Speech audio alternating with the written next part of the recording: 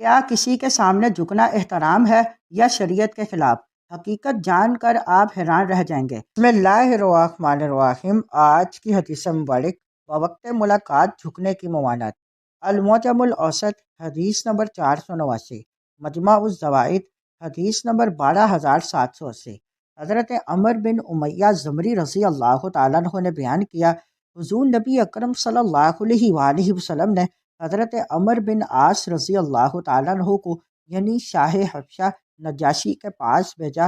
آپ رضی اللہ تعالیٰ عنہ نے وہاں پہنچ کر دیکھا کہ لوگ ایک چھوٹے دروازے سے جھک کر دربار میں داخل ہوتے ہیں۔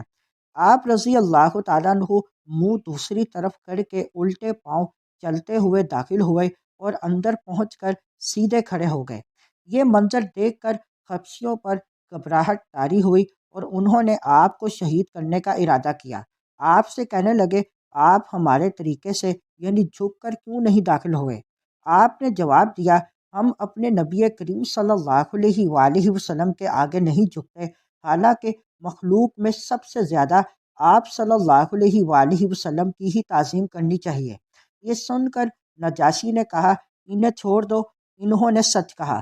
شریعت اسلامیہ کے مطابق جھک کر تعظیم اللہ تعالیٰ کے ساتھ خاص ہے، لہذا سلام اور ملاقات کے وقت جھکنا درست نہیں۔ حد رکوع تک جھکنا حرام ہے اور اس سے کم جھکنا مکروہ ہے۔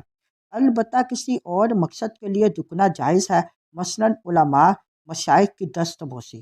یہ واقعہ ہمیں ملاقات کے آداب اور اسلامی تعلیمات کا ایک اہم اصول سکھاتا ہے۔ حضرت عمر بن عاص جب شاہ حبشہ نجاشی کے دربار میں پہنچے تو وہاں کا طریقہ یہ تھا کہ لوگ جھک کر داخل ہوتے تھے، مگر آپ نے اس طریقے کو اختیار نہیں کیا اور سیدھے کھڑے ہو کر داخل ہوئے۔ جب ان سے پوچھا گیا کہ آپ نے ایسا کیوں نہیں کیا تو انہوں نے فرمایا کہ ہم اپنے نبی صلی اللہ علیہ وآلہ وسلم کے سامنے بھی نہیں جھکتے، حالانکہ آپ صلی اللہ علیہ وآلہ وسلم سب سے زیادہ تعظیم کے مستحق ہیں۔ یہ سن کر نجاشی نے بھی ان کی بات کو درست قرار دیا۔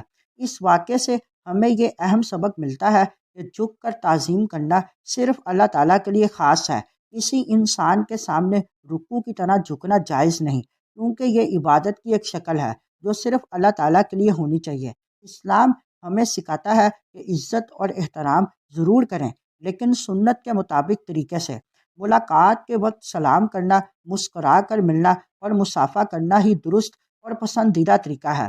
البتہ اگر کسی اور مقصد کے لیے جھکنا ہو، جیسے کسی بزرگ کا ہاتھ چومنا یا کوئی چیز اٹھانا، تو وہ جائز ہے، کیونکہ اس میں عبادت اور تعظیم کا وہ پہلو نہیں ہوتا۔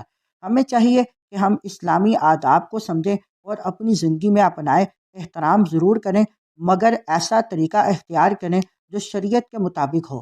اللہ تعالیٰ ہمیں صحیح سمجھ اور سنت کے مطابق عمل کرنے کی توفیق عطا فرمائے، آمین۔